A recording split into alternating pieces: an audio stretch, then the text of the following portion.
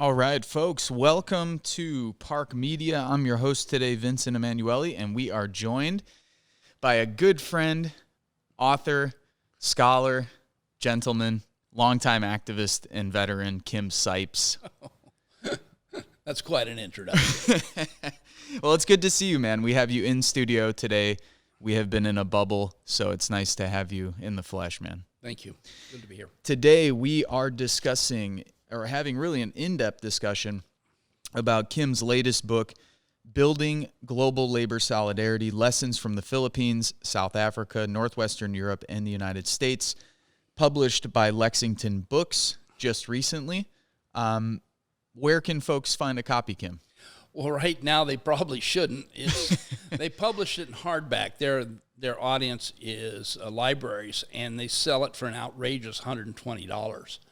Now, when we get about 150 books sold, then it's going to come out in paperback at a much cheaper rate. So I would hold off, but we can discuss these things right now. And certainly, if you have a library that's interested, push it on them, especially at the universities and stuff like that. They should be ordering it now. It's good. It's worth the money, but I can't ask individuals to buy it at that price. Well, I agree that it's worth the money. That's why we're having this in-depth discussion, and there's so much in the book that I think we should just probably get started right away. Okay. So let's start with a bit of personal background. How did you become interested in issues surrounding labor, and when did you start thinking about these issues a little more in depth? Well, I have a different background than a lot of people on the left. I come from a working class family. My mom was married and divorced 3 times. My stepfather, her second husband, was somebody who was terribly influential for me in my life. He was a truck driver. He was a prison guard. In fact, we even lived on Alcatraz for a little while, as you know. And so, I always was taught that, working people needed to be treated with respect. I know that's a foreign idea these days, but that's what I was brought up with. So I've always worked. I've worked a range of jobs. I've worked white collar, blue collar, pink collar, and I've always treated people with respect. So part of the thing is that when I was in the Marine Corps and got politicized there, fighting racism, I came out of the Marine Corps very enraged at what we'd been told, because I read the Pentagon Papers. And what I found out was not only had the government lied to us about Vietnam, but everything was a conscious lie from A to Z. So I came out, I turned over, as the phrase is used. Even though I went to college, I'd gotten a couple of years at nighttime, and then I went on full time to finish my bachelor's degree at Florida State. But I was getting more and more radicalized in this process and learning more and more.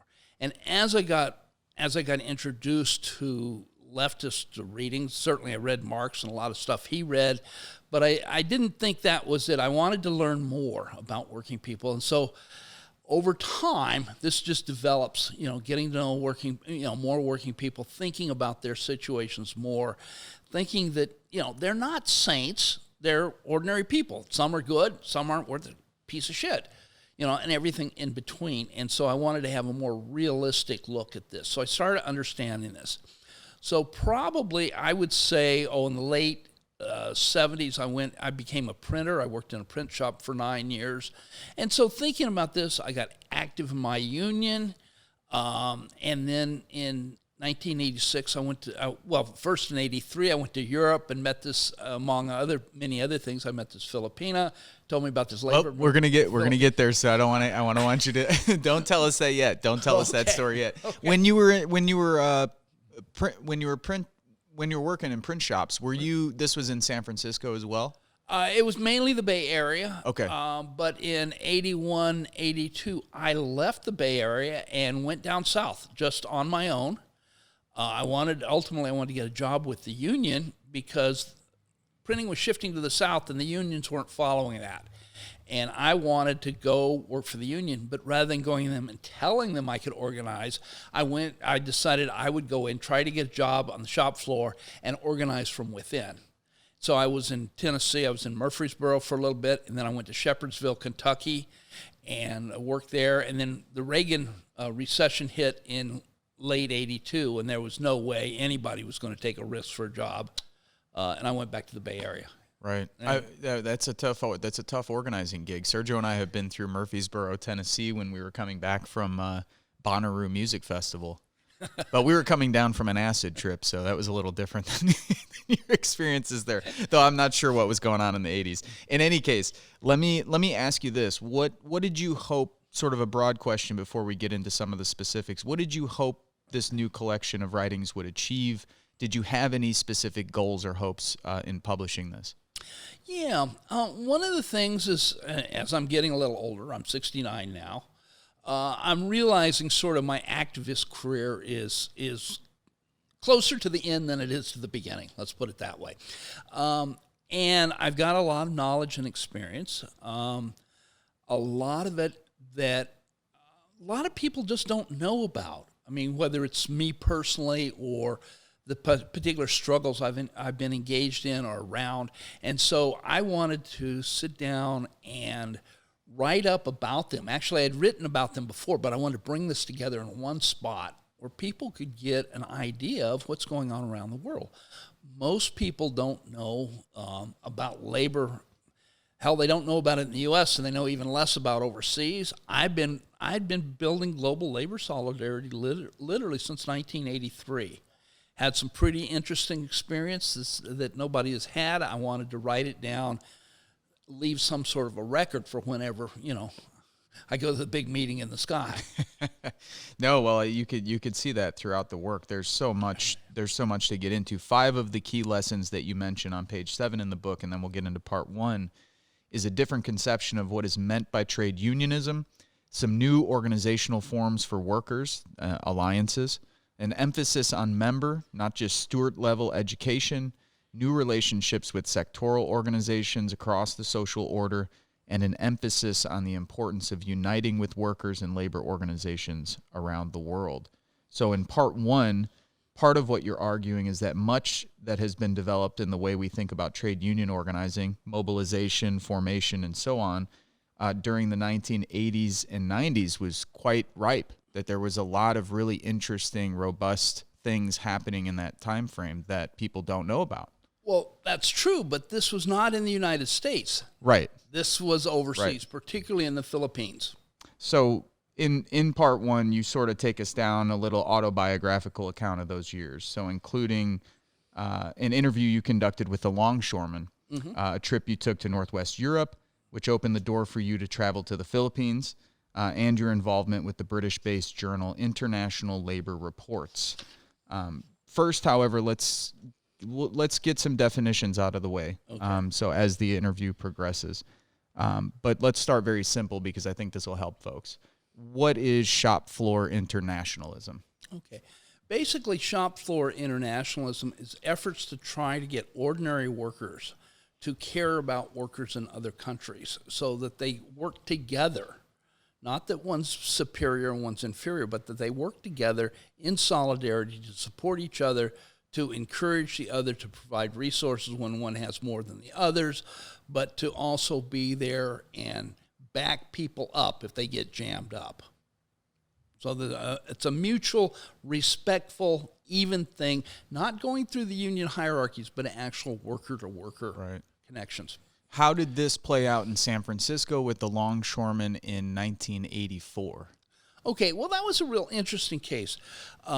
The ILWU, International Longshore and Warehouse Workers Union, has a radical history, came out of the 1934 dock workers strike in San Francisco and the general strike. They have a much more radical history and much more focused globally than most American unions. Part of it was because it was led by a great Australian named, named Harry Bridges.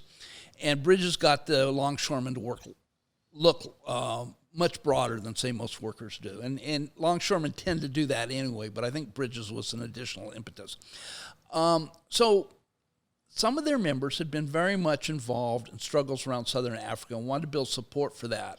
So through an educational process, got their local union to agree not to handle any South African cargo.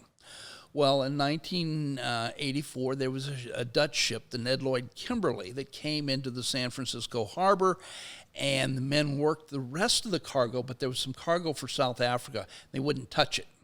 So the ship stayed there. It cost thousands and thousands of dollars. The shippers went apeshit, went to federal court, and eventually the feds threatened to fine the local like $10,000 a day, and they finally gave in and worked the cargo. But basically, this was an excellent example of worker-based, worker-to-worker solidarity across the world. These workers were conscious of what was going on in South Africa. There'd been a whole process, and that's what I get Larry to talk about in that article, so that we see it's not just a one-time thing. But this work requires thinking about it, requires conceptualizing it, involves organizing. It doesn't just happen. There are people out there making it happen, and most people don't understand that at all. What year was it that you conducted that interview, Kim? That was in '85. So the action was in, I think, November, maybe December, late '84, and right after that, I talked to Larry. Did your print shop, did your local there have any connection with the longshoremen? Did you work with them at all, or nothing like that? One of the problems with the longshoremen, in my opinion, is they're pretty much a self-contained community, and they can do neat stuff within it, but they don't have any connections to the larger community in general. What was neat was we were still able to, because this was such a righteous action, we were able to bring people out of the community to support them, but we never got that solidarity back, sort of one way. Yeah, and a key component, bringing the community in and working with the issues in the community that comes up throughout the book in South Africa and the Philippines. Okay, so in Chapter 2, I thought was really interesting, and it's something that comes up in later chapters as well, and this is this kind of communication strategies and tactics that are used. How are we getting the message out? How are workers getting the message out that we should have this internationalism? And really building off of your point that it's not something that's going to happen automatically. And this is, of course, I think the critical component looking at Marx's work, is that there's a lot of people, because of that just assume that working class people are going to naturally take on this consciousness, identify as a worker all the time, make these connections overseas with international movements and workers. And like you said, that has to all be consciously done. Yeah. And part of that is, kind of building that consciousness. So you note that the TIE, Transnationals Information Exchange, the CAITS, the CATES, I guess you would call it, Center for Alternative Industrial and Technological Systems, the TICL, Transnational Information Center in London, the Women Working Worldwide. All of these groups played an effort in this communication strategy. They all had different publications and different projects that they were doing. Can you talk about maybe some of these efforts and the importance of the communicating in internationalism? Okay, but let me put this into a context, is that I didn't know about this stuff. A friend of mine encouraged me to go to Europe. I can tell that there's a longer story behind that, but I went to Europe early, and I went to London, and I found all these groups.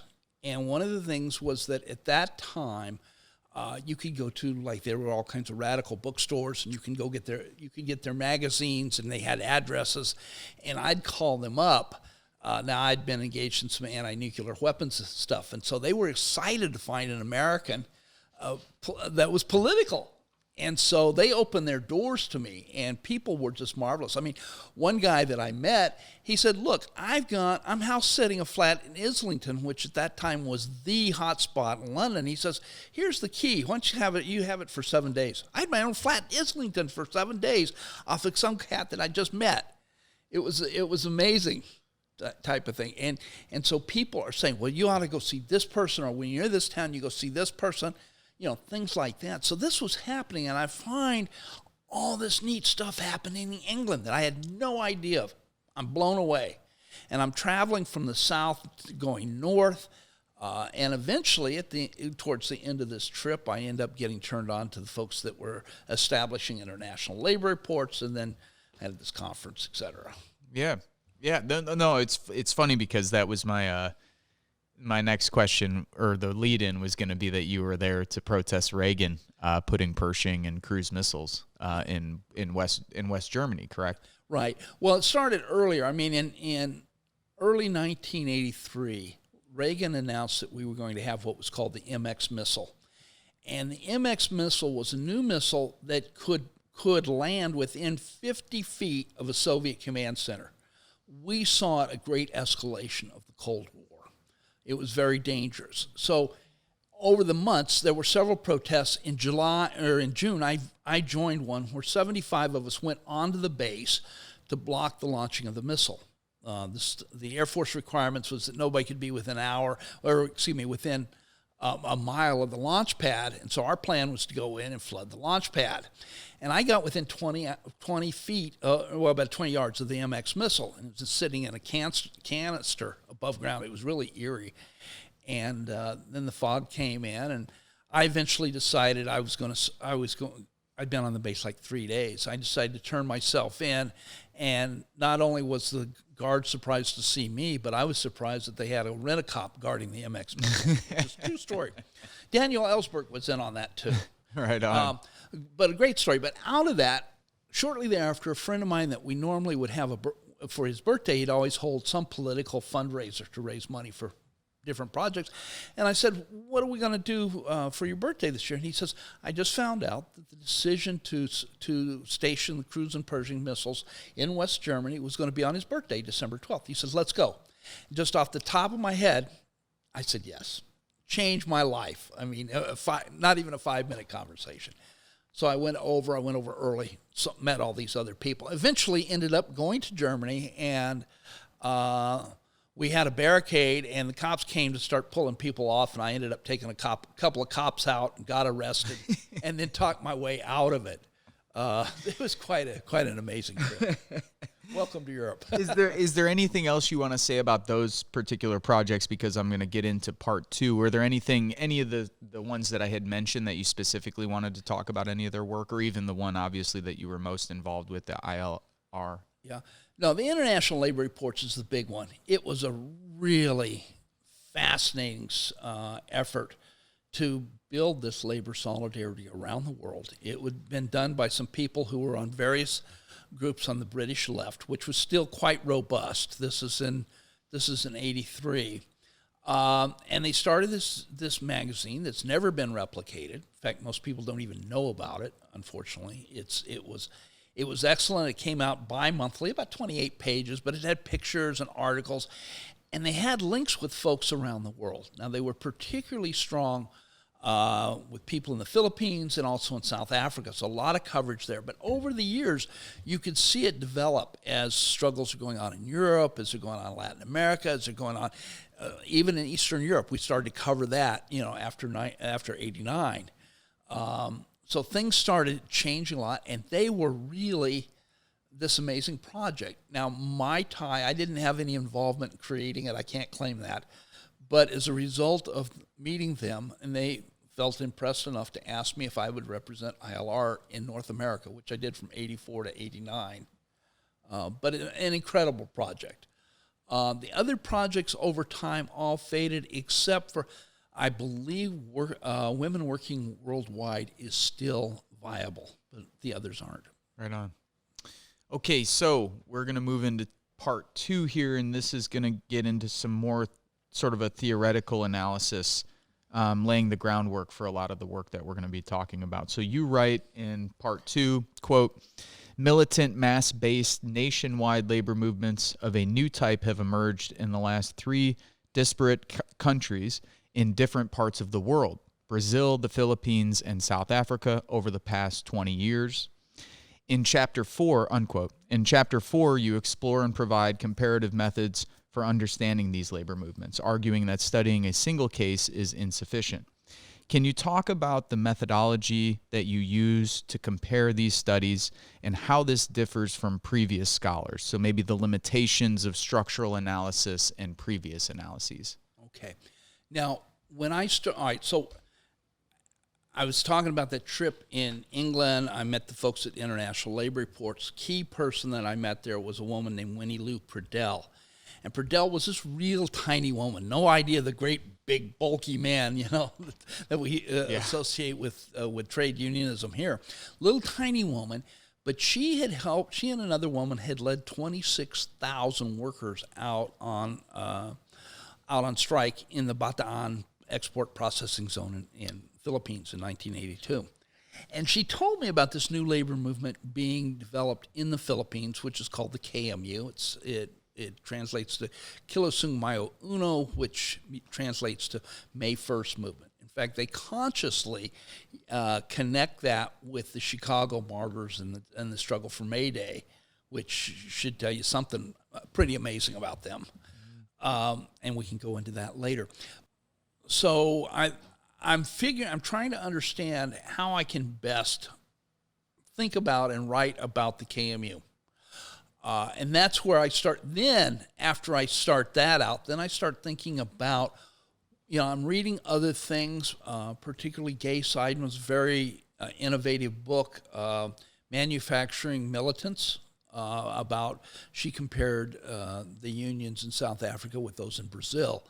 And that was a real stimulating book. And by that time, I was in grad school at Wisconsin and studied with Gay.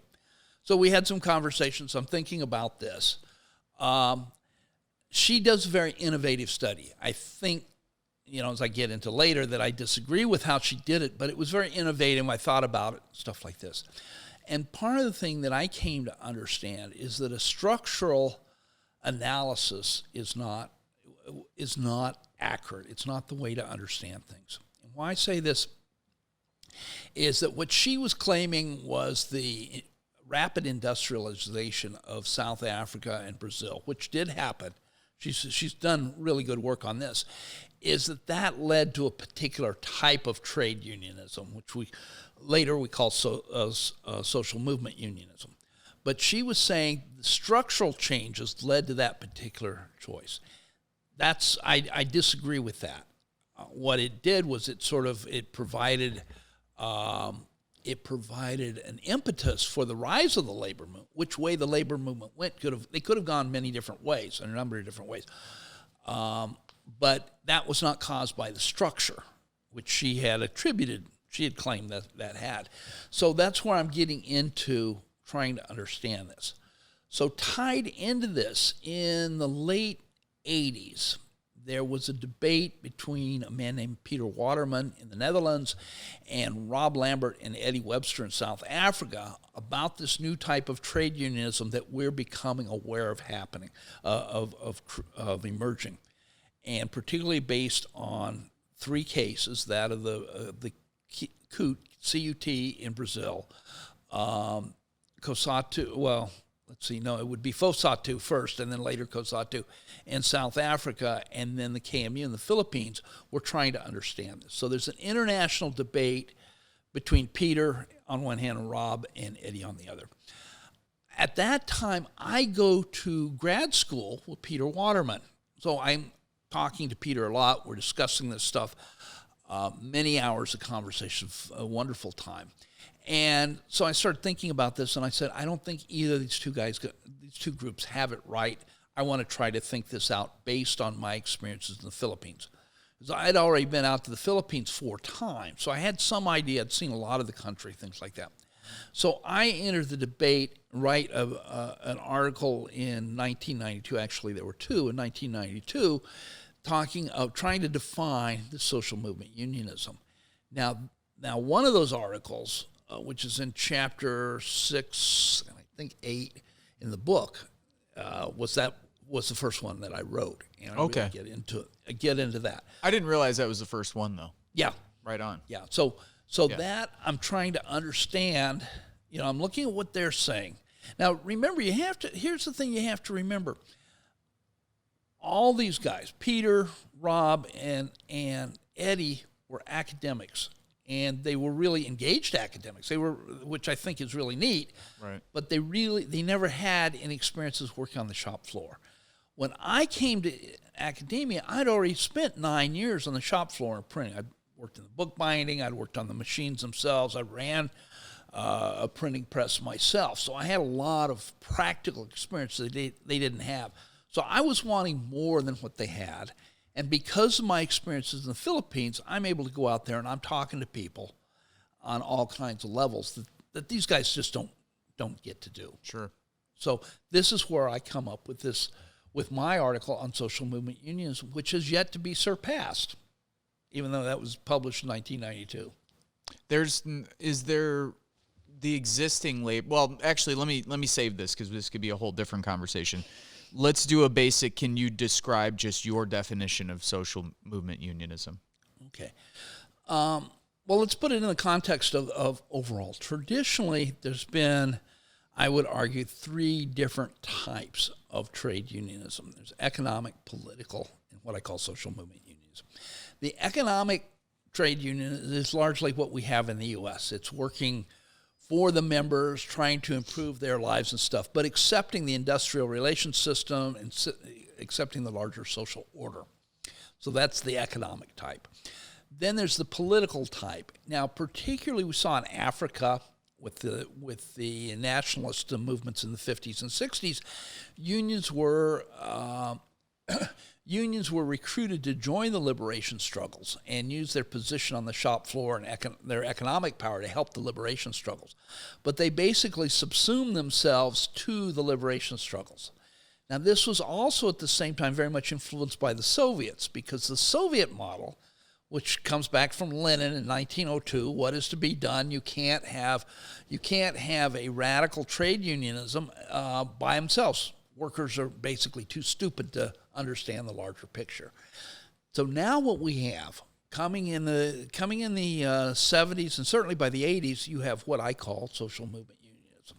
So we see it with Coote, and I'm not going to butcher the language by trying to translate it, but it's Coote in Brazil, Fossatu in South Africa, Federation of South African Trade Unions, and then the KMU in the Philippines.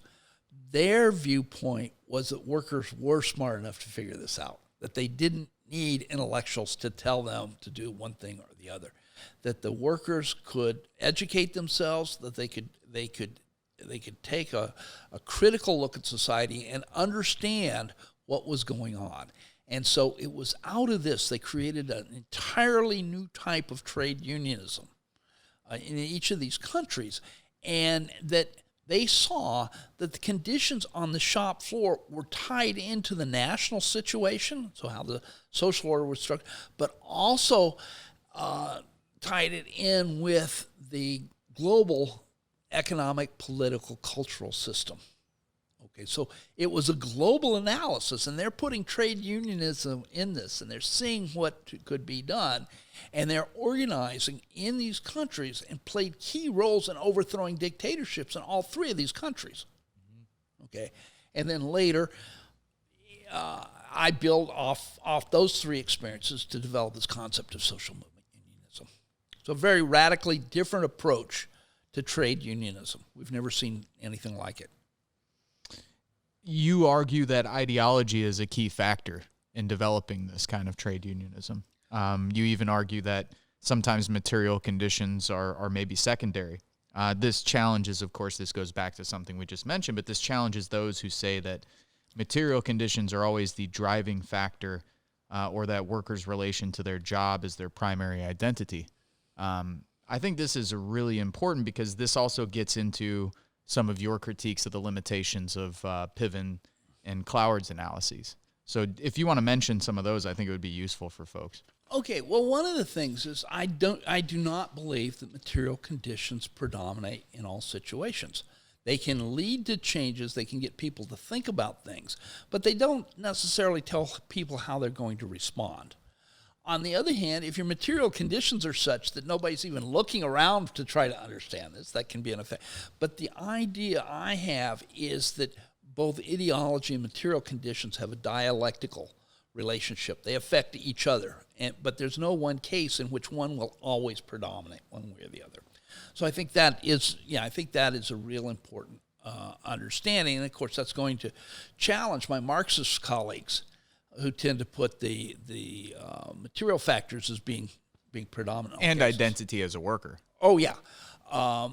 one of the things that we see in talking about identities is that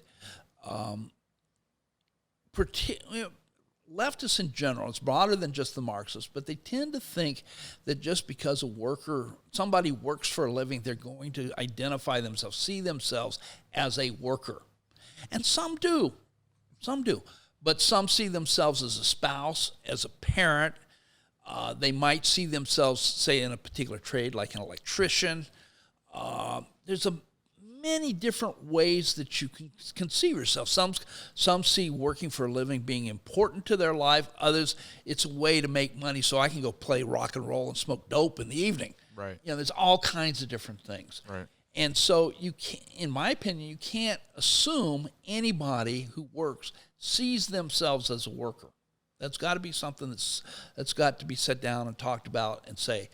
Or they might sometimes and not others. Yeah, absolutely. And that's the other thing. It's not a static relationship or identity. Right. It's something that changes with time. It morphs.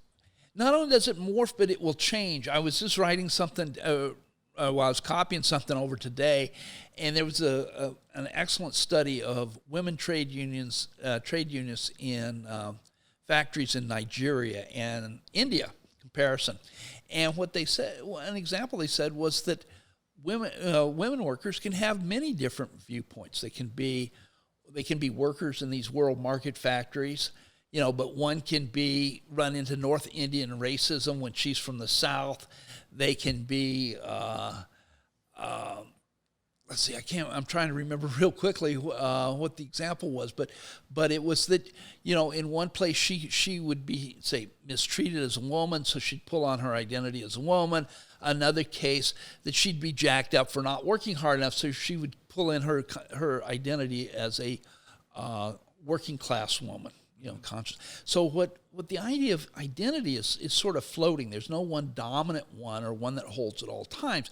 It's that people can mobilize us. We have many different identities, and we can mobilize them for the situation we're in and as we see fit. Right.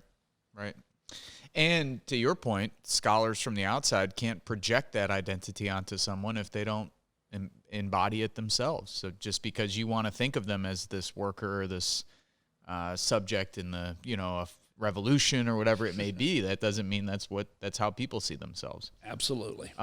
So okay, I think it's important, all the stuff you've mentioned about communications, ideology. You also mentioned the connection between social movements and these cultural processes, which I find very important. Obviously, we're sitting in a space that's called politics, art, roots, and culture. Here, I'm thinking in the book of you mentioning Bert Klanderman's, quote, conception of levels of social construction, public discourse, persuasive communication initiated by movement organizations, consciousness raising from participation in episodes of collective action, and the creation of collective identities submerged in networks, unquote. So none of this is static. Again, it's constantly changing. Collective identity, and this is a key point, not always created through a deliberative process.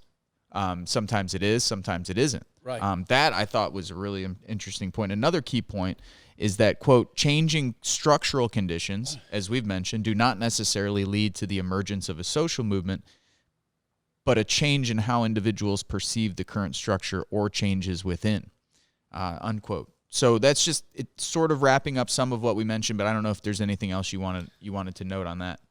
I don't think there's a whole bunch. It's just part of the thing is that human beings aren't static.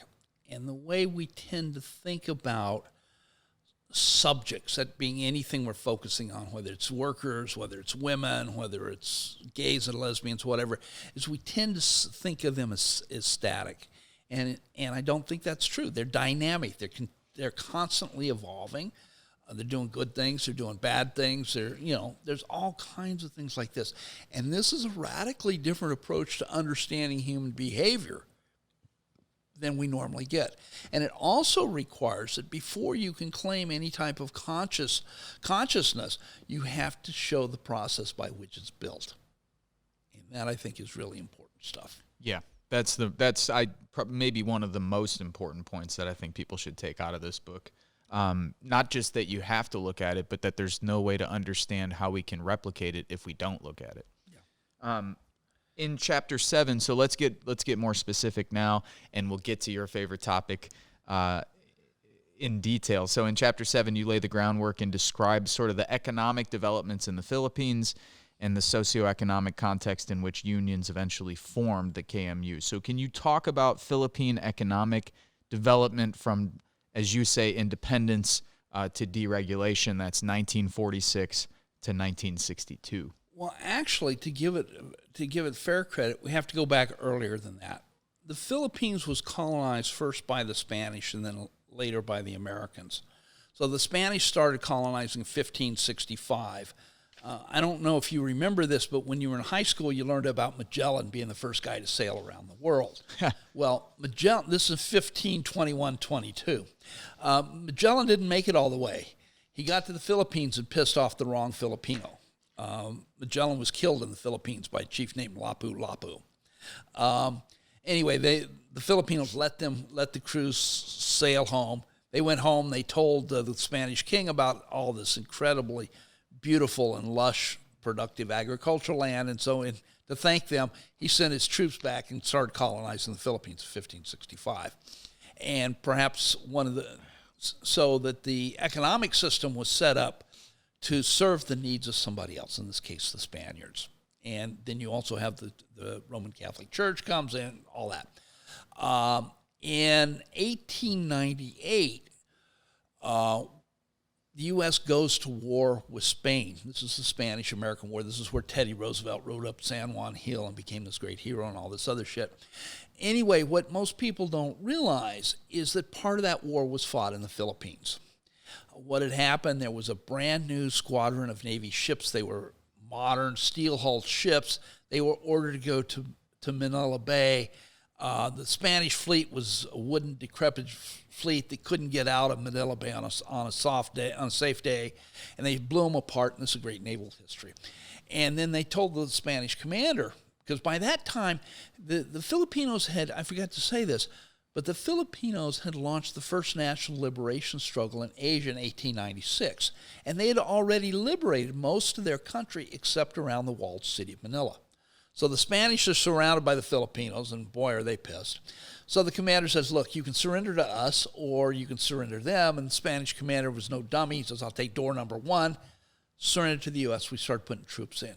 The troops started spreading out. The Filipinos fought. We ended up having an incredibly brutal war. Estimates of anywhere from 400, 500,000 to 1 million Filipinos were killed. That's 10 to 20% of the entire population, men, women, and children. Okay, so eventually, after this very brutal war, the U.S. took control of the Philippines. And then, again, they maintained the economy not for the Filipinos, but for the Americans. So the economy shifts from Spain to benefiting the U.S. Okay, now, the U.S., after a while, it wasn't worth their time. They decided to give them independence. But World War II intervened. The Japanese invaded. And then the U.S. promised the Filipinos if they'd fight back, they would get U.S. citizenship. They fought back. They didn't get U.S. citizenship until 2005, 2010, something like that. But anyway, long story short, as you get independence, Manila was the second most devastated city in the war, only after Warsaw. Devastated, the U.S. said, look, we'll give you, I think it was $500 million worth of aid and stuff, if you will allow us to maintain our bases in the island, and you have to get permission of the U.S. president before you change the value of your currency and all this other stuff. This is supposedly with independence. So the Filipinos hung in there, and they rebuilt their country, and by the 1960s, Philippines was seen to be the next Japan in Asia. They really had built up a pretty strong economy. It didn't go down to the people now, but they laid the basis for that. And then it's a complicated thing, but the long and the short is that the U.S. intervened, screwed things up. Ferdinand Marcos comes to power as a reformer and then decides he wants to stay as a dictator, and he stayed in. The U.S. support him because the U.S. was fighting this war in Vietnam, which is about 900 miles to the west of the Philippines. and we needed the Philippine bases to support our war effort. So we're supporting this dictator. That's under this dictator. So Ferdinand Marcos had been elected legally, and then in 1972 declared martial law. And so this was a terrible time. Over 50,000 people had gotten arrested. A lot of people were killed by Marcos and his people, et cetera, et cetera. During this time, some of the trade unionist leaders got together and decided they were going to try to organize. And so you start seeing organization in different sectors, different regional political economies. I got to explain. Most people see that they think of a small country and think it only has one economy. It's not true in the Philippines. The Philippines has a number of regions. It's about 10 islands that are economically important. But there's a number of regions with different economies with totally different histories because of their insertion in the world trade patterns. So eventually I looked at 4 of them. So I looked at capitalist agriculture in Mindanao, looking at timber and bananas. I looked at extractive mining in Cebu, which was copper. I looked at plantation sugar on Negros, and eventually also light manufacturing in Bataan. So back to that export processing zone where Wing Pradell had helped lead the strike. But so each of these different areas had different political economies, different histories, totally, and yet people had gone into these areas and were organizing unions in these different regions. And eventually in 1980, May 1st, 1980, they came together in Manila and united under the banner of the KMU. Again, that stands for May 1st Movement, and was consciously connected to Chicago in 1886. Okay. So that's happening in this period. So when I get out there and I go out, so this is in January of 1986, I go out. Things are terrible. I've seen what's going around in Manila. People are taking me to different work sites. I'm talking to people all the time. It was amazing. They also encouraged me to go to Negros, which was the heart of the sugar industry. Took me to a malnutrition ward, which was just terrible. I mean, I have small hands, but I could put my hands around the thighs of babies that were suffering from malnutrition. It was terrible. They also took me up to that export processing zone in Bataan. Bunch of women smuggled me inside the zone. I got in there, and they had a shack out. They were on strike, so they had a shack out front, so they could keep me in there, and the guards that were traveling around wouldn't see me. One of the funny things, and I don't tell this in the book though, was that Filipinos, and especially women, are great matchmakers. So what they do is they had me in this little shack, and they'd bring women in and say, "This is Kim, and he's single." Trying to hook me up. Anyway, so we spent the night talking and discussing our lives and things like this. And then the next morning, I got to get out of there. Well, they have these things called tricycles, which is Honda 50 cc motorcycle with the sidecar, and they put me in there. Now you've got to picture this. I've got this long beard. I'm white. I'm much bigger than these people. And they put these 3 women all around me, like they're going to shield me. And we get to the gate, and this guard looks at me. And for fans of Hogan's Heroes, you'll remember this. He gave me this I know nothing look and told us to get out and let me go. I was dead in the water if he'd called me. My story was about an inch thick. And then, I went back to Manila. I'm seeing what they call lakbayans, or long marches, where people are marching from different parts of the country. There was a big rally in Manila on February 2, where the coalition of radical organizations across the country called Bayan came together. And I got a picture of the Bayan flag flying over the central location, rally point in all of Manila. So it was a great upsurge. And so that's February 2nd, and then I left on February 5th. Now, the word on the street was that if Marcos won the election, that he would reinstate martial law. So things were getting really touchy. About 3 o'clock that morning, a dog started barking in the compound I was staying, and I had to go clean my shorts and stuff like that. It was a pretty heavy-duty time. But anyway, I got out, and then Marcos's corruption got exposed, and people rallied. There was a part of the military that was corrupt, but they rebelled supposedly against Marcos's to save their own asses. The Catholic Church called people out. Millions responded, and that's what was called the People's Power.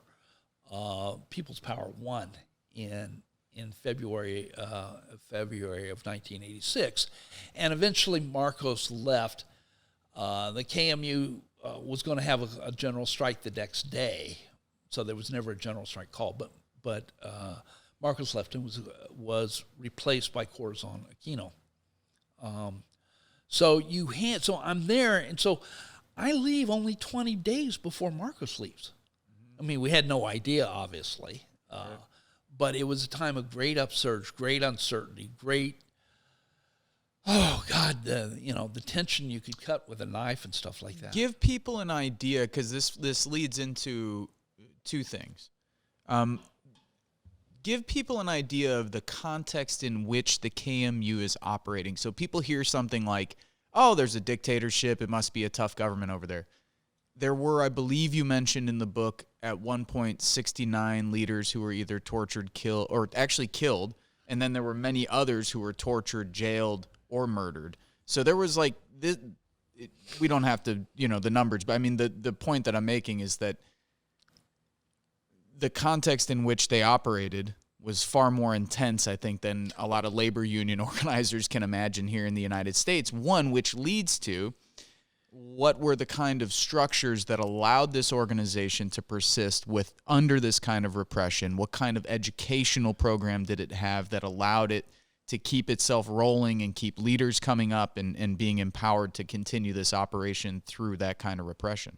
Okay. No, this is an excellent issue, because it's crucial to understand the KMU. So remember I said that people were organizing in these different political economies. They came together as the KMU, both to advance their interests but also to protect each other. And what they had was the Philippines is not an industrialized country, but still there's a certain amount of economic development, and that workers had the ability, they had some power behind the ability to shut things down. So, for example, there weren't any strikes until 1975, and then there was the first one. You started getting more strikes after 80. There's even more. In 82, you're right, Marcos arrested 69 leaders of the KMU, including the Secretary General and the chairperson, which are the two highest people. He arrested all of them. There were others that were killed. There was a thing in the Philippines. They have sort of a ironic sense of humor. They call salvaging. So normally salvaging is to preserve something. Well, there, to be salvaged meant to be killed and then left by the side of the road, sort of as a message to everybody that you don't want to mess with us, type of thing. A lot of torture, stuff like this. Part of the thing was that I've got to put it in a larger context, in the sense that in the late 60s, you had the emergence of the Communist Party there. And there had been one that had been oriented to the Soviet Union. It goes back to the 30s. In 68, they created the new Communist Party, the Communist Party of the Philippines. And one of the things that the Communist Party did was they made an analysis which got referred to as a national democratic analysis. And they were trying to understand the causes of the problems of the Philippines.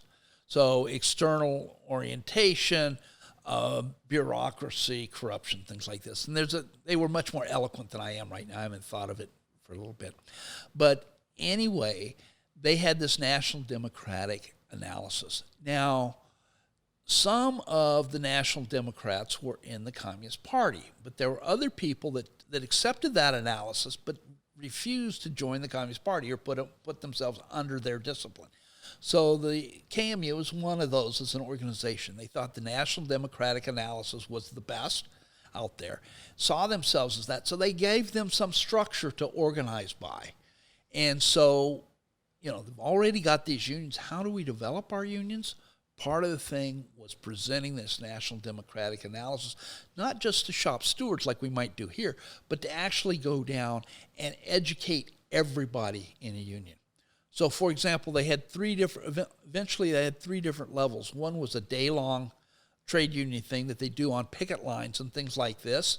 A second was a 3-day analysis called genuine trade unionism. And then later they developed what was called KPD, which was an analysis of a future-looking society, what they wanted.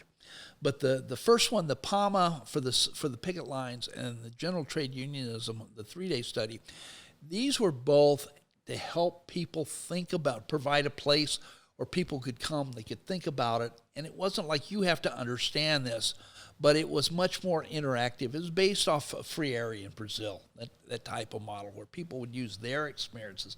Because, these people had a lot of experience. They weren't coming in blank, and it was building on respect. It's something we should do more in the United States. In general, not just the trade unions, but including the trade unions. But anyway, so by 1986, all 86,000 people members in the National Federation of Sugar Workers. Now, these are some of the poorest people on earth. Their conditions are terrible, but all 86,000 of them had at least had that one-day PAMA education experience. So they didn't just limit it to the leaders. They got down to the rank and file, and they would have these meetings. They would talk about this stuff. In this process of treating people with respect, then people would refuse to not accept that disrespect anymore. Mm-hmm. And so it helped them understand what the overall situation was and their place in it, and they could see that if they joined together, they could change the conditions of their lives. And so they joined in trade unions, and interestingly, not just in industry or factories. This also, you had, like I say, this happened in these sugar plantations, way back in the middle of the hills and stuff like this. You had it in department stores. So you had a type of program that spoke to the ordinary people, and the ordinary people grasped that and made it their own. And that gave them the confidence, it gave them the clarity to fight and to win, and to realize that if they'd stay together, they could survive, and they could change things. And they didn't have any other alternatives. The Philippines, like I say, is basically set up on an economy that's designed to help other countries other than the Filipinos. So there was no other option, but this option really resonated with them. So people joined together, and they were willing to fight and suffer torture and suffer killing and stuff like that, but they wouldn't give up. And part of that, beyond just the spirit and the courage of the people who are there, just that resilience. But you mentioned the education program, but if you could also note the actual internal structure of the organization, that it wasn't say 100% horizontal, nor was it 100% vertical, that it was integrated in many different ways. And so it was, set up in a way that if you did arrest 69 leaders, the whole thing just didn't fall apart. Absolutely. The initial organization was what we would call vertical. So somebody in the central office in Manila, and then there'd be a regional office, and then local office and stuff like that. Traditional trade unionism, just like we've seen in the United States, okay? That's what we call a vertical organization. But in 1982, and this is where the story about Wing Purdue and meeting her is so crucial, is that one of the things that they realized in Bataan, now they're they're having organizers there. These organizers are getting arrested by the police and things like that, and the workers realized they had to do something to protect these folks. So what they did was they not only organized by individual union, because you have, each factory has its own union, but they got unions from different organizations together, and they created what they call the Alliance. And the Alliance transforms Filipino unionization. This is a contribution made by women young women. Most of these women are between 16 and 24. They got together and they said, it's not just enough to take care of us. We got to take care of everybody together. And so the alliance idea is a horizontal structure that overlays the vertical structure. So you've got three types of alliances. One is by geography. So a local town, could be a district, a city, even an island. Okay. Then you had an industrial alliance. So everybody that was in healthcare or mining, you would see those unions join up. And then there are what they're conglomerate alliances, which are, where a capitalist owns several different industries or factories. They would come together because they had that joint ownership. So this development of alliances, particularly the geographical alliances, overlays the vertical. And this is what's allowed the KMU to survive. So you think of it in a sort of a mesh overlying this. To give you an idea how important this was.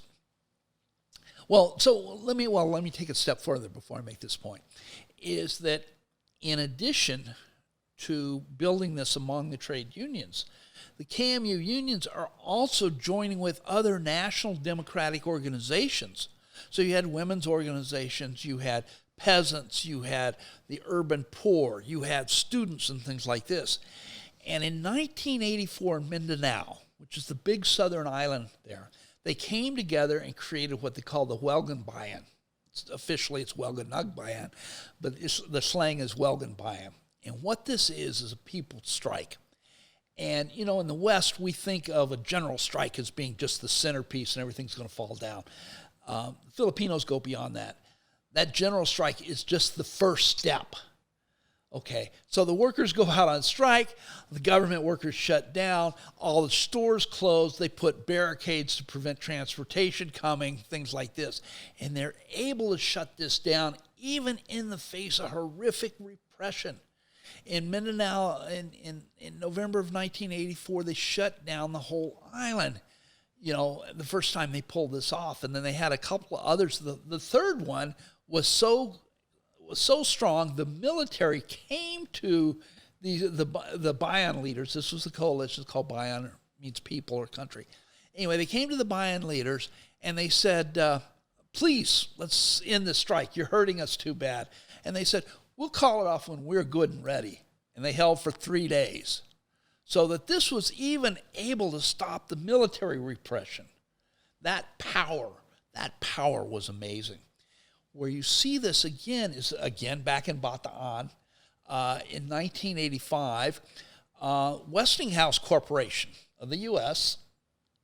greased the hands of the Marcos government, and Marcos agreed for them to build a nuclear power plant on an active earthquake fault. So a nuclear power plant on an active earthquake fault, in an earthquake zone and stuff like this. And eventually, the workers led by this alliance out of the export processing zone called Ambabala mobilized people across the whole province, shut down the province. Workers marched for 3 days to fight with the armored cars sent to break through and stuff like this. That power plant has never been operationalized. That was in 1985. So the Filipinos, now this is under a dictator. They're able to build these organizations that not only can survive, but actually take active intervention in government affairs and stuff like this. No, it's really impressive, and it's, when I read the passages about those, it was like you're thinking of the difficulties that we sometimes have organizing here in the United States, and of course you want to force people to read these sections. Let me stick with the KMU, Kim. We'll jump to chapter 11 and discuss Africa after a couple more questions, but I want you to also talk about the 3 levels of labor internationalism that you note on page 209. I think this is really important as well, so if you wouldn't mind sort of running through those for us. Okay. Well, I'm trying. See, this ties in with the KMU. in case folks haven't figured out, I've been profoundly affected by the KMU. In 1984, they came up with an idea they called the International Solidarity Affair. And the idea was to invite foreign trade unions to come to the Philippines for a 10-day program to learn about the experiences of Filipino workers. Now again, Marcos is still in power. This is 84. He didn't leave till 86. So workers would come in, particularly the Australians have been really good on this. They'd come, there'd be ceremonies and things like that, but the key to it was to get these workers out into the provinces. In other words, outside of Manila. So Manila's much more built up than anywhere, but you get to see the living reality of the country once you get out of Manila into the provinces.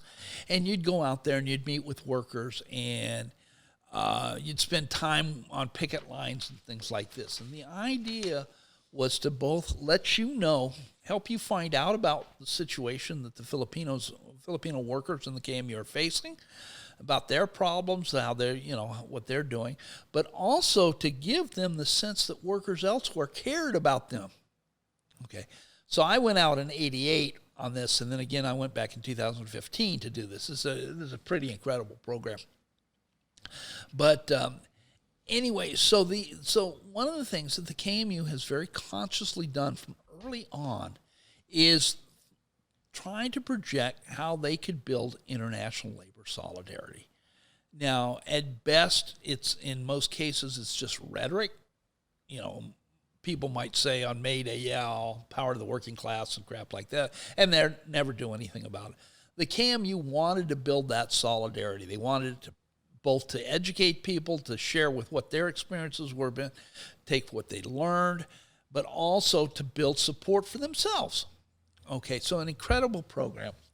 And I'm trying to think about how we can understand this. And so I wrote this article. It was originally written in 1996 and eventually published on a website in 2000, where I'm trying to understand this internationalism. And I came up with 3 categories. So the first level, the simplest level, is building this worker-to-worker solidarity, being able to stop movement of goods across borders and things like that. The second type, which encompassed the first but was broader, was one in trying to help workers, say, overturn their social order. So it'd be like supporting the Filipinos trying to come up with a new social order. The third version, which encompassed the previous 2, was to how do we change our own social order and to build solidarity that way. In other words, if the U.S. is out extending its empire stuff, if we could stop things here, then that would make life better for workers around the world. And so this encompassed everything from the just basic worker-to-worker level up to changing the whole social order. Stuff like that. So that's what the idea is. Trying to understand that. And can you talk about also the KMU's 6-part communication strategy? And if you want, I can give you some lead-ins because I am turned exactly to that page. So I'm gonna help you out here a little bit because I know I'm asking you some very detailed stuff. And there's a million. Again, I am looking forward to this book being more accessible for people because it's made me. I'll probably write 2 articles from this book. Maybe probably one will be a review and one will be and ideas about media after reading some of this. But so 6 aspects to KM. This is quoting from Kim's book. This is on page 216. There are 6 aspects to the KMU's communication strategy that have been designed to build labor internationalism, both in general and specifically with the KMU itself. One aspect has been the development of periodicals. So I think that's one of them that I found interesting. And some of these went out more often than others. Another publishing effort, which is tied to the KMU's internal education program, is the publication and dissemination of their key trade union organizing manual, so that genuine trade unionism GTU manual that they pass all over the place. So I think that's also something. It made me think about stuff we could be passing around Michigan City. Another aspect of the KMU's communication strategy is encouraging groups in other countries to set up solidarity or support committees, which are designed to communicate updates on the situation in the Philippines and specifically KMU struggles to people and workers of other countries. I thought that was really interesting as well. And then a fourth aspect is international travel by leaders. Obviously difficult right now, but something that just through listening your experiences, I think anyone who's hearing this interview, I think one of the things they should be picking up is how important it is to do that traveling and how many doors it will open for you. You're a perfect, it's just, your story is like a perfect example of this. A fifth aspect is the development of exposure visits throughout the Philippines by foreigners. And of course you mentioned what was it called again? I'm sorry. International Solidarity Affair. Yeah, the ISA. And then a sixth aspect of the communication strategy is the initiation and development of International Solidarity Affair as a means to both communicate to worker visitors the real situation of Filipino workers and to involve KMU members at all levels in this communications process. It made me think about what would we do outside of the context of a pandemic if we could have people from around the country even, and even the world, but to come to a place like Northwest Indiana and to say, hey, this is what's happening in the Rust Belt. Here's what some people are trying to do about it.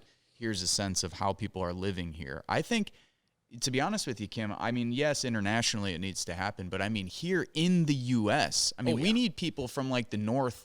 I need somebody to send me to Arkansas or Alabama for 4 or 5 days and to show me around because I've never spent time in the South. I don't know how workers or anyone is living in Mississippi, Alabama, so on and so forth, Louisiana, Arkansas. I've never been there. I think something like that would be really, really interesting. I think it'd be fascinating. To have people come into Northwest Indiana and say, this is what we're dealing with. Right. Right. Because particularly, think about this. Most of the so-called progressive movement is located on the coast. Right. And they have no idea of what's happening in the Midwest, nor the South for that matter. Right. It would be wonderful to get people to come down and say, spend a few days here. Let's go breathe the air of East Chicago. Yeah. Yeah. Yeah. And not only that, but to the communication strategy, to set up a network where people in the South and people in, say, the Rust Belt would constantly be getting updates. So we could give a once a week, hey, man, here's what's happening with our folks down in Mississippi. Here's the shit they're dealing with this week. Hey, here's what our folks down in Louisiana are dealing with this week. Here's some big developments. Here's some struggles that are going on. Here's how we can help them out. Here's how we can connect. That's, I think it's a tremendous idea. The idea of networks across the country that we could share this information, I think would be real important. If we could get people to travel, it'd be even more so because, we tend to think that we can build off email. I think we have to get a more nuanced position. In other words, once we meet people, and I know what you look like, or I know what Serge looks like. I've sat down, I've had a few beers with you guys, I've bullshitted with you. I got a sense you. That's a difference when I get an email than I get an email from somebody I've never met. Yep. We have that personal connection. Once you have that personal connection, then email can work real good, but you need that personal connection.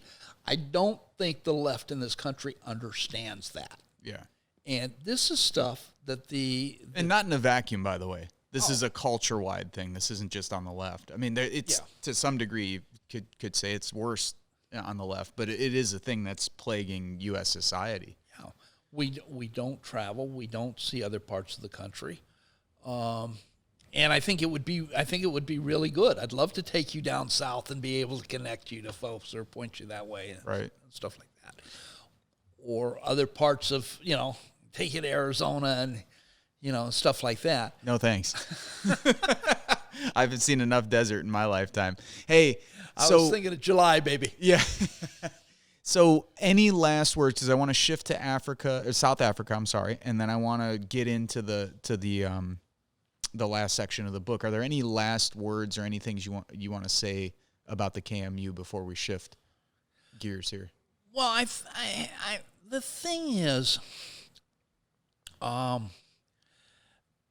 the KMU has profoundly affected me. I have tremendous respect for these people, that they've been able to build an organization that has survived for 40 years under the repression they've faced is amazing.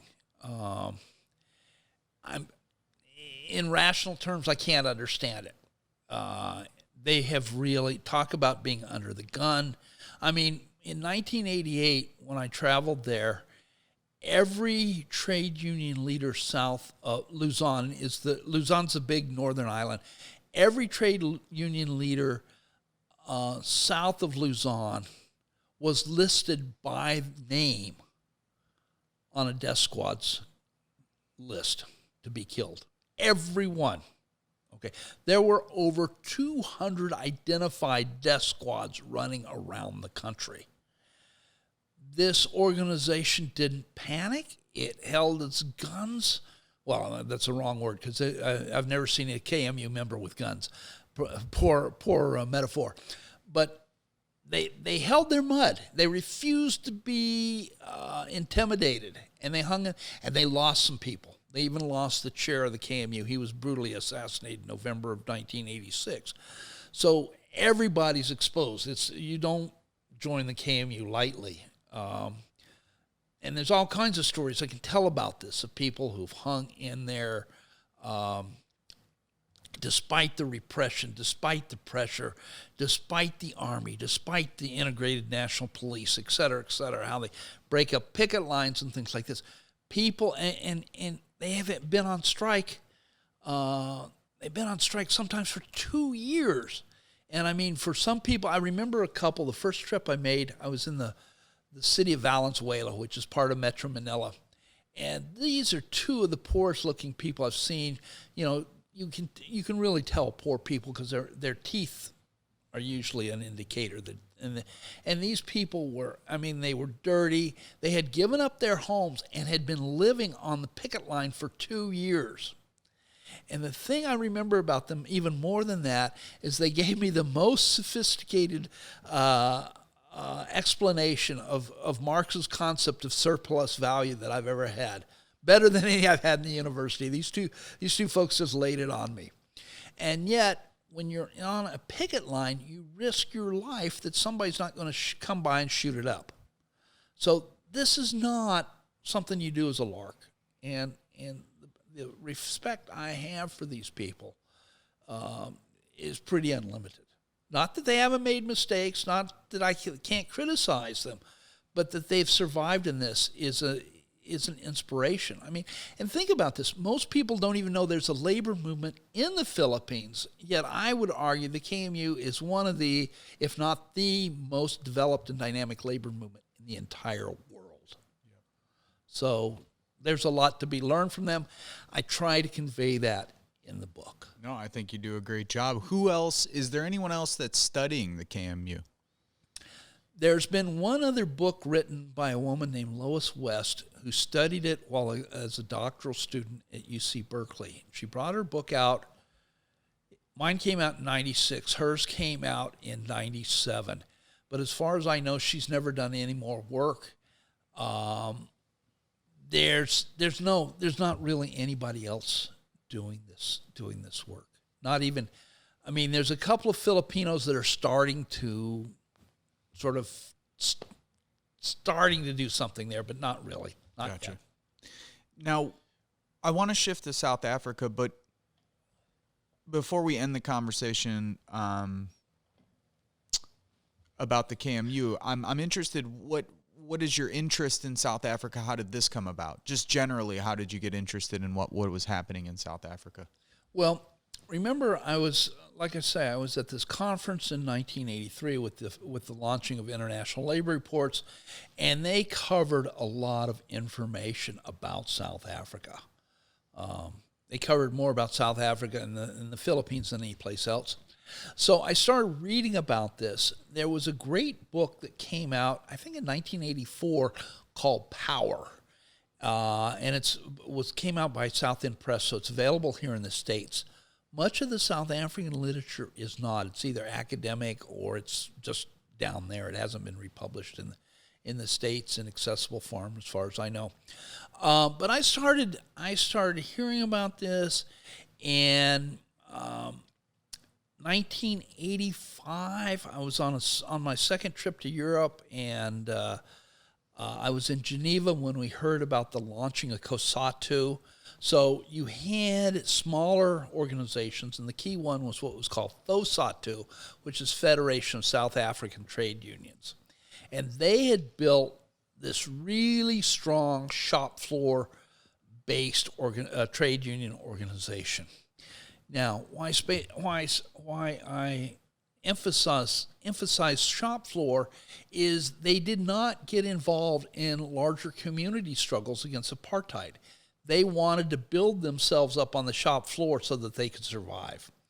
They were challenged by other labor organizations to get involved in the community organizations, especially after 76 and the massacre in Soweto. And so there was a tension going on. Well, in 1985, FOSATU joined with these other organizations and created COSATU, which is the Congress of South African Trade Unions.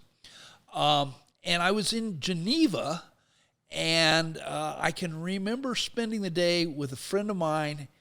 I had met him in Sweden a couple of years previously, and he had gotten a job in Geneva, so he had a brand new convertible, and we drove around Geneva listening to Dire Straits that day, and we heard about the creation of COSATU, which was a big step forward, because it was melding both the trade union organizations and the community organizations. So so they're coming a little later to what the KMU had already figured out, that you had to build these ties between community and union organizations. So this is going on.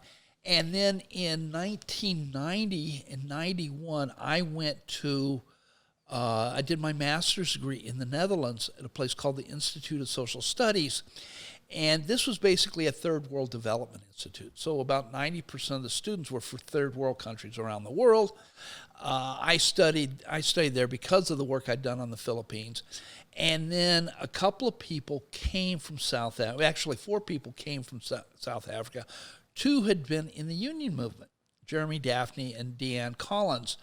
And I got to be very close to both of them. And we spent hours and hours and hours talking about COSATU, about the labor movement in South Africa. And I mean, these are 2 people that are intimately involved in the labor movement. And they inspired me. I wanted to learn more. Deanna even gave me her book on COSATU. It was kind of a special gift. So this had gone. So eventually, so I started reading on South Africa, trying to understand the processes. And in about 2001, I wrote this article that I think is chapter 11 Yep. in the book. Okay. And this is trying to understand what's going on in South Africa from a certain perspective. Give us the racial and sort of economic context in which this is happening. So kind of lay the groundwork before we get into how this movement develops. Okay. Well, South Africa had been initially colonized, at least in the western part around Cape Town, by the Dutch in the 1600s. And then later the English came and decided they wanted to take Cape Town away from the Dutch. The Dutch ended up doing what they call the long trek across South Africa and moved to the eastern side of the country. These are the people that became known as Afrikaners. They speak sort of a bastardized Dutch to this day. So they go over there in the late 1898, actually, I think at the same time the Spanish-American War. There's a war between the British and Dutch in South Africa called the Boer War. Boer meaning farmer. Eventually, the English won and predominated, but the Afrikaners still existed, but they didn't have power. There was great segregation. Now, one of the differences, say, between the United States and South Africa is that blacks are about 85% of the population there, where there have only been 12% here. So it's a very different racial dynamic. But the British initially, or the English, imposed the segregation. And then in 1948, when the Dutch organized and created the National Party and got power, they established a really firm segregation they called apartheid or apartness. It's the same type of situation that we had in the southern United States here from roughly 1877 to the 1950s when the Civil Rights Movement broke that apart. But very, very rigid system. Blacks, even though a large majority of the country had no power, they were, they were kept powerless. They weren't educated. The government even at one point sets up homelands or Bantustans where trying to force people to give up their South African citizenship to go to these Bantustans. A great struggle about this.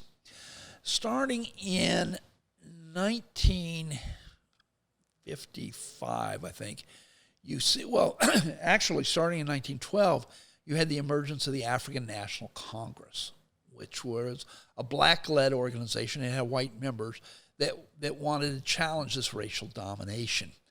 And then about 55, it got serious, and they started organizing on a much more serious basis. In 1962, there was a massacre in Sharpsville where 69 people were killed because they were supposed to carry passes to show if they were in the right area.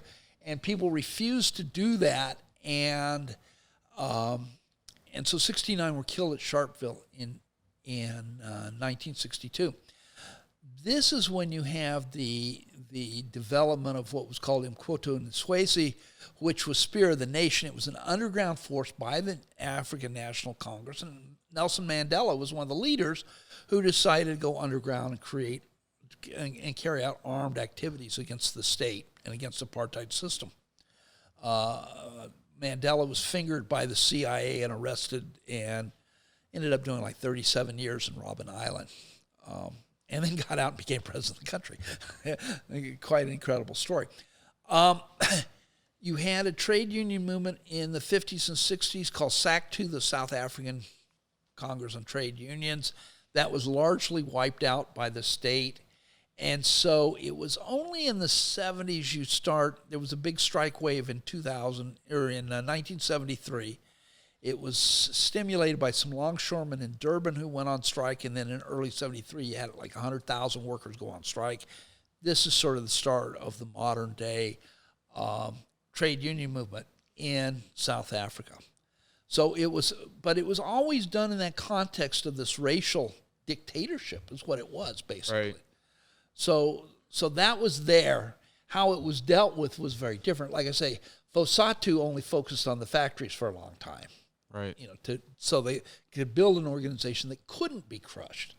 One of the interesting things, and this is where Gay Seidman's work comes in, is that she saw the development of this rapid industrialization in the 60s and 70s, which created places for more black workers.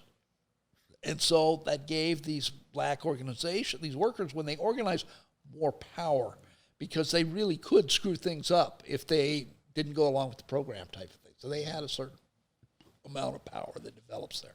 South Africa, by the way, is much more industrialized than the Philippines. Mm-hmm. Okay, so you have this very racial social order. Blacks were treated horrifically.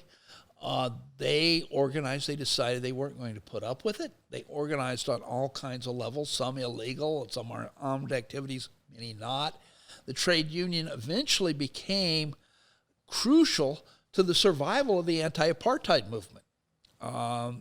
The regime could not break the unions eventually. So that's why the development of COSATU was so important. It couldn't be broke. And in 1990, there had to be some decisions because it was either going to come, we're going to work something out, or we're going to have a real civil war here. And neither side could break the other. So eventually they sat down. And in some ways that was good, saved a lot of misery and killing, but there were some compromises made that hurt South Africa, or the compromise made by black leadership that has hurt South Africa over the remaining period. Now, one of the problems they face is that so in 1990, the state, and 1990 into 1992, in this period, the state unbans a number of organizations that were illegal. So there were all kinds of different community organizations and stuff like this. One of the most important that was unbanned was the Communist Party of South Africa. And so the ANC was also unbanned. That's when Mandela got released from prison. ANC was unbanned. South African Communist Party, SACP, was unbanned. COSATU was never banned, so they worked together in what they call a triple alliance. And basically, what COSATU has done, and I think this has been a mistake, is they've subjugated themselves below the ANC since the ANC got in power. And folks are trying to figure out how to deal with that. Right. The components of the South African struggle that seemed to stick out to me were the non-union elements, so student organizations, community groups, including blacks who were organizing around sort of cultural, social issues that were not attached to the workplace, and then also gender issues as well. Yeah. I don't know if you'd like to get into some of that. Well, I'd say a little bit. I mean, one of the important things, and this is where a guy named Steve Biko is so important, is the development of what was called black consciousness. And this was an idea, and it happened here in the United States, a similar process, but he very consciously understood that blacks weren't inferior, and he wanted to get them to understand that as well. So you have the development of what became known as black consciousness, and this idea that blacks were not inferior to whites, which they'd been told all their lives they were. So that challenged that, and that really has an impact, not only in the organizations, but also especially among the youth. Is the youth started getting sort of a shitty attitude. We're not going to take this shit anymore. So, like, for example, in Soweto in 1976, the regime was wanting students to be taught math in Afrikaans. Well, Afrikaans is not a general language. About the only people who speak it are Afrikaners and the Dutch. You know, they can understand each other. They wanted to be taught in English. The regime didn't want to. The students rebelled. Eventually, the cops came on the high schools and killed 16 students or something like this, which re-stimulated that, also went into the trade unions, went into the whole liberation movement. But an idea that you've got going on that blacks were human beings, they deserved that respect. And they weren't going to take the subjugation anymore lying down. They were going to fight back. Very big, important process in there. The thing about gender is, you see, I write about SICAWU, which is South African Commercial and Catering Workers Union, and some of the things that they do. They understood that women suffered certain impacts. They were affected by things that obviously men weren't. And this is around gender relations, and particularly families, having children, things like this, childbirth and stuff like this. And so this was one union that really came together and fought to have not only time off for birth, but eventually time off with pay for not only the mother, and then eventually the father as well. So this particular union, and this, my friend Jeremy Daphne was a key player in this, played a great role in in opening up, getting the unions to fight for gender rights. I don't know how much that spread, but that one union, it's very clear. So I write about that. Yeah. No, I thought it was important because these are issues that come up today, and they'll come up probably forever. So now we are in part 3. I want to go into the last chapter, which sort of brings everything into focus and centers the discussion on the U.S. labor movement, how it can learn from movements in, say, Brazil, South Africa, the Philippines, and elsewhere. Can you talk to us about the confusion that exists in scholarship on this topic? Some people, for instance, are using the same terms to mean two different things. Can you explain why this is, and then we can go into your empirical discussion, your sort of critique of Kim Moody's work, or even if you want to tie that in here, that's fine. Okay. One of the things that happened in the late 80s, which I referred to earlier, there was an international debate between Peter Waterman in the Netherlands and Rob Lambert and Eddie Webster in South Africa, and then I joined it. And this was to try to define social movement unionism. Now, Gay Seidman, who was a grad student at the time, was in South Africa, and she picked up the term social movement unionism from Eddie Webster and brought it to the and included it in her book, Manufacturing Militants. Kim Moody, who's an activist here, or was an activist here, he's now living in England, I believe, took it on and tried to use that term to refer to new developments in the labor movement in the U.S. The problem is that Seidman didn't understand the concept to the degree necessary, and Moody screwed it up even further. And so this terminology was devoted to a particular type of trade unionism.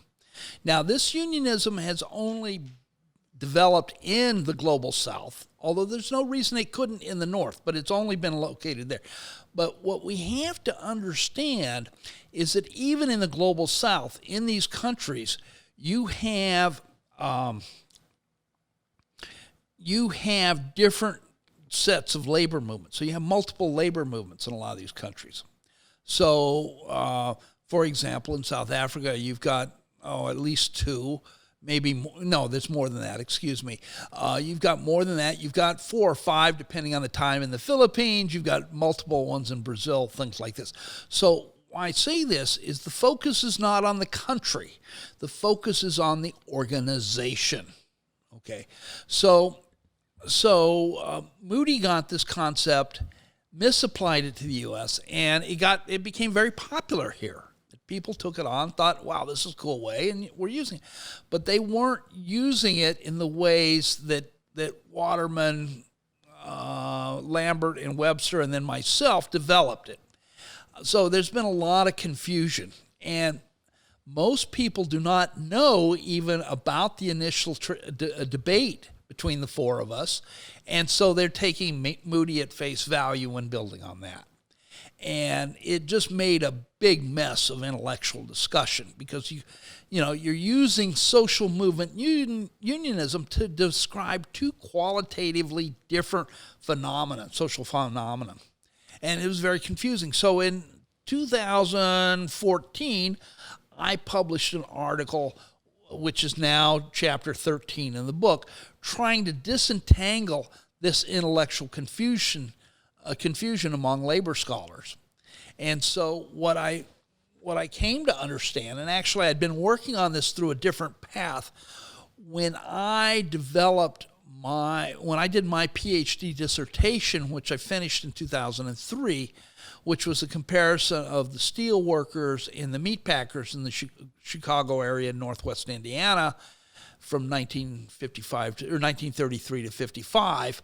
What I did was what I was trying to see is if we could develop a new form of trade unionism. In other words, they were both examples of the economic type of unionism. Then I wanted to drop down and use form as a subtype, if you will. And what I was able to show was that there were two different subtypes in the United States. One was what I call business unionism, which we've long had, and then what I call social justice unionism. Okay? So the social justice, to make a long story short, the social justice unionism is the term that should be applied to progressive labor struggles in the United States, not social movement unionism. So I said my argument basically was that social movement unionism should be confined to trade unions that met certain criteria. I was going to ask you if you could mention those three. Yeah, and then the other was the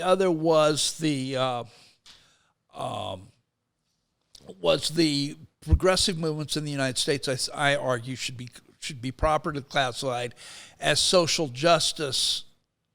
The social justice unions which are subsets of the economic trade unionism. Okay, so that in that article and now chapter, I'm trying to develop this, try to show how this has developed over time, separate them out and things like that, because I think we need theoretical clarity so we can understand what we're talking about. Right. So social movement unionism should meet 3 criterion. Can you talk about what your 3 criterion are for social movement unionism? Well, one, it transcends this political economic split that we've had in previous types of unionism. It also it's based on the membership, so bottom up type of thing. And then finally, it recognizes that we have to change not only conditions in the country, but in the global political, economic, cultural networks that are established. So in other words, it's got to counteract what we call imperialism, and it's got to take that on. And needless to say, those are not things that are happening in the U.S. You argue, because we went through, I think you made the point very clear that even with existing theoretical flaws that we should still use the concept, that it's worth sort of working this out and continuing to work it out. In other words, you also make the argument, maybe not explicitly, but implicitly, and it's something that you would say, I think, with most things, and that is that this will continue to be developed. Oh, absolutely. That this isn't something that's just set in stone, that this concept will change over time. Yeah. And that people should add to it, that you actually want people to think about this, write about it, research it, and, actually put it into practice. Yeah, I don't want, I mean, and this isn't all of my work, I don't want my work being treated as gospel. It's my best thinking based on my experiences. Now, I have some pretty unique experiences. I have some that, very few people, if any, have, but that doesn't mean they're more important than anybody else's. But it does mean that look at your experiences, try to understand, show this where I'm limited, go beyond me, please. Yeah. We do. We need, the more I read through the book, the more I was thinking about how a lot of our theories here about social change, political change, are just very limited. They're either sort of regurgitating old Marxist notions, Leninist, etc., or they're just very limited in scope in terms of what they're trying to change. That gets back to like trying to change the whole social order, which is a lot different than just saying these workers deserve better benefits or more dignity or whatever it may be. So 3 important points must be recognized. We went through qualitative difference between practices at each center, social movement unionism different than social justice unionism. You argue that there can be a qualitative differences in union behavior within union types. And to delineate behaviors within types, the concept trade union form has been advanced. Forms are different sets of practices within a particular type of trade unionism. I just want us to be very clear so people understand exactly what we're saying. Right. I use the term form to delineate a subtype of, in this case, the economic type. Just to remind people, though, the types are economic, political, social movement. Right. Okay, right. And then you're saying in the United States, the 2 sub-forms that we have seen have taken place under the economic type.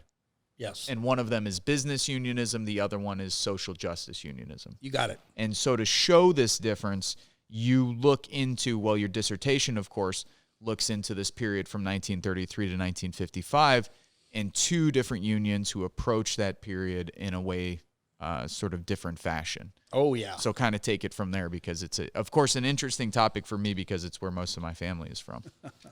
Well, you had, see, one of the things, well, let's put it this way. There really hasn't been a complete study of the Steelworkers Union in this country. There's a lot of mythology about the steelworkers.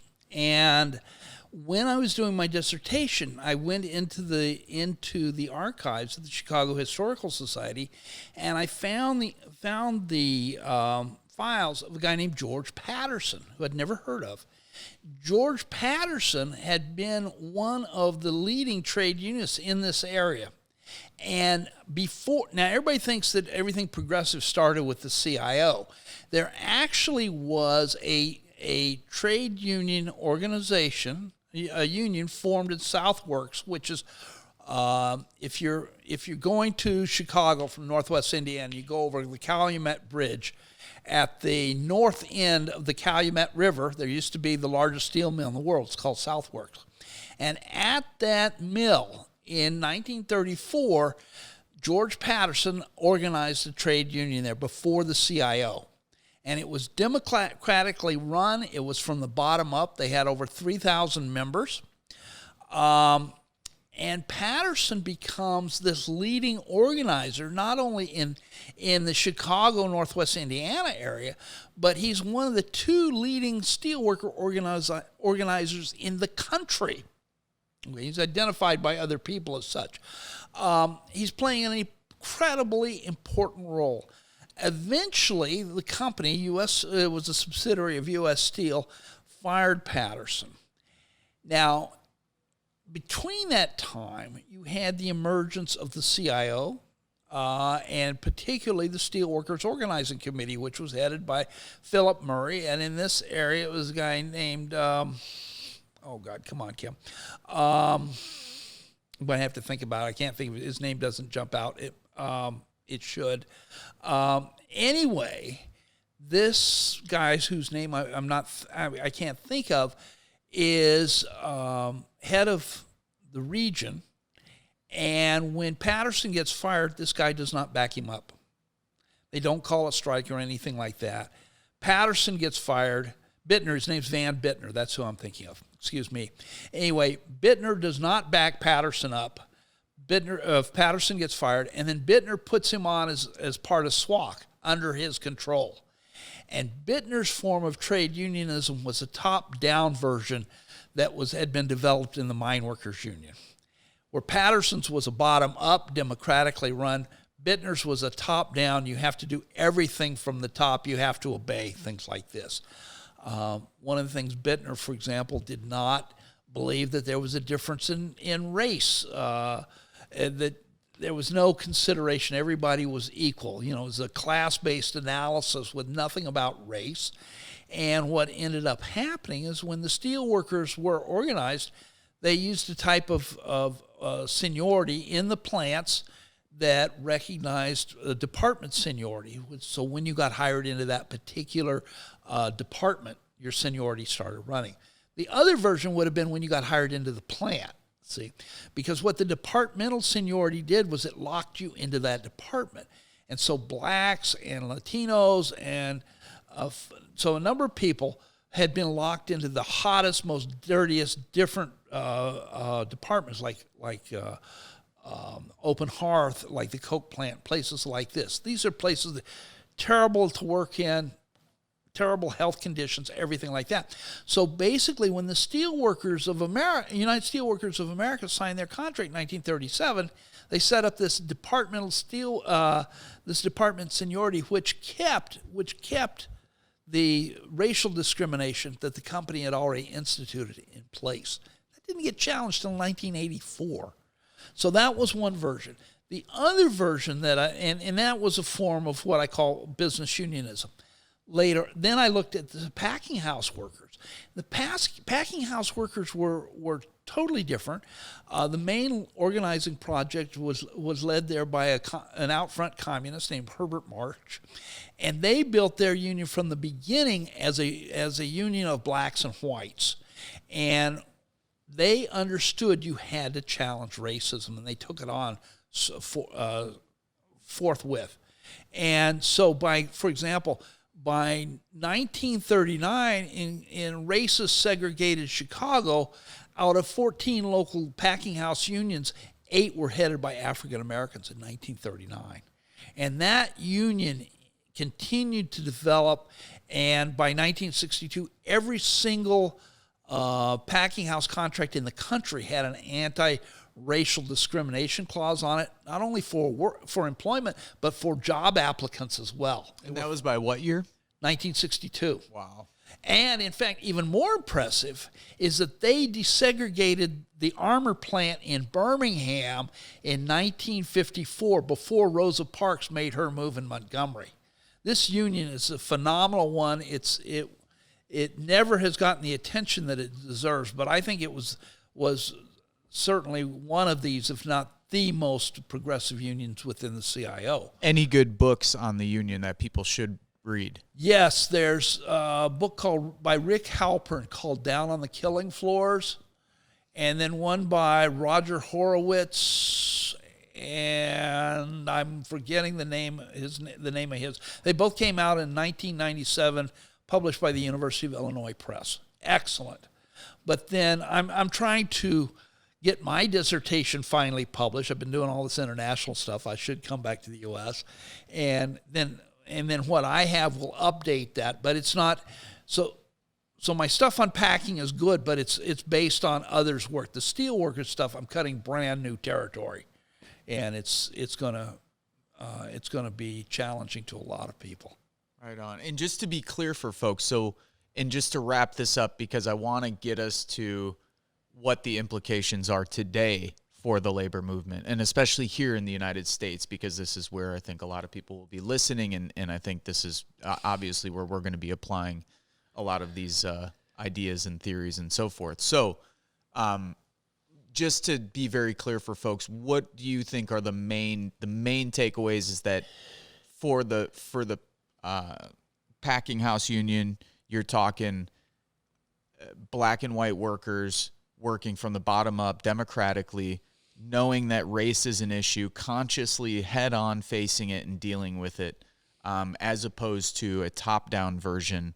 And yet, even with the packing union, it doesn't meet the criteria of, say, a social movement unionism. Right. And that's you're holding up as like the KMU, that's the golden standard. And so even at some of our best union history, we still don't kind of match up with what, again, has been developed in the Philippines. Right. And that's not a knock. That's not to, we're not trying to, it's just to say that this is, just to be clear for folks, that yes, this is better than business unionism. Yes. But still not quite social movement unionism. Yeah, and part of the thing also is what I'm arguing in this book and this larger thing is there's a lot we in the United States can learn from workers in developing countries. We have to get this idea that we're better than everybody else, and of course we know more about trade unionism than anybody else. We need to get that shit out of our head, because that's all it is. Yeah. It's nonsense, and there's a lot to be learned. I think the idea that we've got to create unions that are based on respect for the members, that work from the bottom up, that are democratic, that address oppressions, whether it be race, gender, homophobia, et cetera, these things need to be taken on, because these are all things that will tear your organization apart when there's pressure placed on them. They've got to be confronted. I think the larger issue that workplace activists have to do, and here I'm probably a minority of one, but I think we've got to look at it, is we've got to look at the history of our unions here in the United States. And I think we've got to ask the questions is, in international labor terminology, the AFL-CIO is a labor center, just like the KMU, just like COSATU, et cetera. But can we form the kind of unions we need under the AFL-CIO, or do we need to start thinking about creating a new labor center from the bottom up? I think that's going to be a big issue, because I see so many limitations of the AFL-CIO type of thing. Would it be a similar debate or discussion as one would have surrounding, say, the Democratic Party? In other words, you have this existing structure that I would assume a similar argument would be made that, well, why wouldn't you just work with what you have? In order to start from scratch, it's going to be very difficult. It's going to be hard to, gain the support you need, the resources, and actually big enough to have an impact before either somebody squashes you or you just don't amount to much. And I mean, not that I don't want to draw too many parallels, but it seems like an ongoing discussion. well, let's broaden it out even further than electoral politics. It's like anything. I mean, anything that somebody wants to do right now, they're asking themselves the question, do I want to join in it? So the only avenues, say, for you to get involved, it's like, am I going to join a union or start one? Am I going to join an existing NGO or, like, I guess, I don't know if people want to do that and start their own, but you know what I mean? Am I going to join an existing community organization, or am I going to start my own? It's an ongoing conversation. Yeah. With everything. Do you want to improve existing institutions? How much capacity do you want to spend on that compared to, say, building your own new institutions? Those are, Those are big questions. Now, I mean, and this is something we should do, maybe a show in the future. Yeah. Because it's a lot of stuff you've just thrown out there. I would say the question has to be asked. Yeah, answer them all right now. Right, 30 seconds or less, right? I think the question's got to be asked is, can the unions under the created and existing under the AFL-CIO, can they meet our needs? If they can, then I would say stay with the organization. We can fight for reforms and changes in that. On the other hand, if they can't, why keep feeding a dead horse? Right. In other words, why don't, yes, it's going to be difficult. Maybe we can't do it, but maybe we need to start looking at things that have a chance rather than just going in and saying this is hopeless and we're just going to do that. Let me ask you this. We've seen some things in the recent past. We've seen the Fight for 15 effort somewhat succeed. I think overall, politically, it's succeeded. I think most people now, even in the last election in Florida, people voted on the referendum to do $15 an hour minimum wage in the state, so that won easily too. So I think we've won that politically. Of course, now when we first were fighting for this, it was 2013. People need a lot more than $15 an hour in 2020. We kind of knew that was going to be a problem at the time, but I'm interested in what you think are. Do you think that there's specific sectors of work or of the economy that people should be thinking about? You hear people talking about wanting to organize gig workers. I don't know how in the fuck you do that because of the way that they're sort of broken up as, like, if you're an Uber driver, how the hell do you even connect with other Uber drivers if you even know them, or unless you're friends with them? There's people who want to organize Amazon workers. They think that's, Amazon's huge right now. That's the spot. I question whether or not the automation process is going to sort of happen quicker than it would take us to actually organize there. And I guess this gets back to the question of whether or not you want to put all your eggs in the basket of workplace organizing. I mean, this is kind of I guess this is what I'm getting to by kind of running through those scenarios in my head. It's not that we shouldn't, just to be clear, I'm not saying that we shouldn't do either or that it's a dichotomous thing, but that we probably need all of the above. But with limited time and resources, it's tough. I mean, we even see what happened over the last. So what do we have? Let me just say this, in the political context. Bernie's campaign, the problem was we couldn't get enough people of color, both black and Latino, but Latinos showed up really in a big way for Bernie. But even then, we could not get especially enough black voters to vote for Bernie. Right. You and I have talked about this going all the way back to Chewy and Rahm Emanuel, and the fact that most of the black wards, I think almost every black ward with a black plurality went for Emanuel, and the opposite for Latino wards for Chewy. Going all the way back to conversations we would have at Galveston, where I would come back from a lot of left-wing events and be like, man, I don't see too many black people at these events. Then Black Lives Matter happened in 2014, 2015, and then again now in over Memorial Day weekend when George Floyd was killed, we saw this gigantic uprising. I mean, it's wild because the year's been so crazy, and I don't know if we're all desensitized, but we did just have the biggest uprisings and mass protests that the country maybe has ever seen. Now, I don't want to get into all the critiques of what that ended up being or the movement or any of that kind of stuff. For me, it's more a question of, like, those are the very people, the people that we've seen over the last 6 months who are in the streets, multiracial, young, old, black, white, Latino, Asian. I mean, you saw the videos and the pictures from all over the country. That is the crowd that we need, and yet that crowd didn't show up for Bernie's campaign, which was an economically driven, put policy first, put the economy first, put your material well-being first. It didn't resonate enough for people to come out and to do much for that, or just to come out and vote. So people always make the argument, oh, you can't get people to come out and vote unless you have a structure to get them to come out and vote. Well, these people came out, and some of them were in the streets for fucking 2 weeks, and there was no structure maintaining that. Right. But they were still out there, and they were excited about something. Now, you can make the cynical argument that it was just because it was the popular thing to do or this or that, but I think there was a genuine rage. I don't think it was primarily or just about, let's say, maybe it was primarily for some people. I don't think it was just about race. There's a multitude of things that were happening at that time, but it's just interesting to me, all of this combined with your book, the last 9 months, the election, the aftermath of what this has meant. It's made me think about a lot of stuff, man. I'm looking forward to, as a matter of fact, if I'm not too tired tonight, I might even start on that review of the book because I want to put one out.